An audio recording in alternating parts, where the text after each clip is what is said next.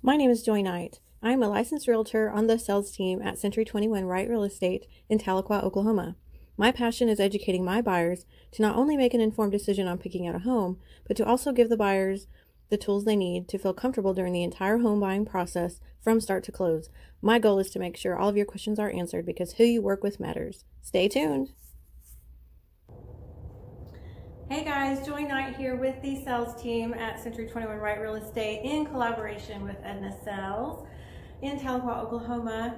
I go through a lot of kind of educating my buyers, and I have a really strong passion for that. It's one of the things that I love about my job is that not only do I get to show you these houses and do the fun part of it, that I get to really give you the tools and educate you on what you need to do during the home buying process.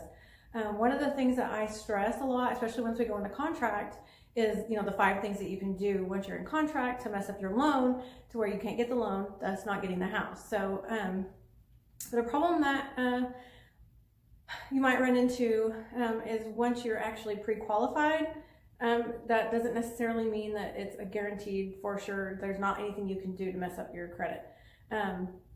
You have to get pre-qualified in order to know what you can afford every month. There's no way around it. That's just life, unless you've just got, a whole bunch of cash laying around, which that's great too. I'll work with you. But most people traditionally go and get a home loan. So once you talk to the bank, they are going to give you a letter. They call it a pre-qual letter, pre-approval letter, whatever. And that's what you need to start looking at houses. So once you have that letter in hand and you've talked to that lender, whoever it may be, you still need to be very diligent about the 5 things not to do. So we're going to kind of go over that again. So the 5 things, obviously, number 1, changing your job or quitting your job. That includes changing your title or your position within the same company, getting a raise. So even though it's something that's going to better you and your family with that raise or whatever with your job, it can still mess up your loan process. Number 2, getting married or divorced. Once you start looking for a house and you've got that pre-qual letter, that can still, if that happens because of your name change or your marital status change, that can also mess up your pre-qual.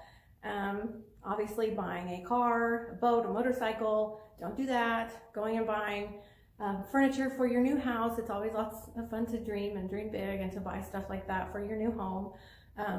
But just wait until you close on that house before you start really digging in and doing that stuff.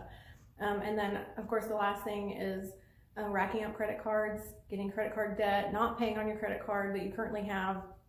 And so all of that stuff can mess up your pre-qualification letter. So even before you found a house, before you've put an offer on a home, just please be diligent about keeping your credit good, keeping everything where it needs to be as far as your number goes, so that you don't run into once you actually find, because typically you get pre-qualified and it takes a little bit for you to find a home.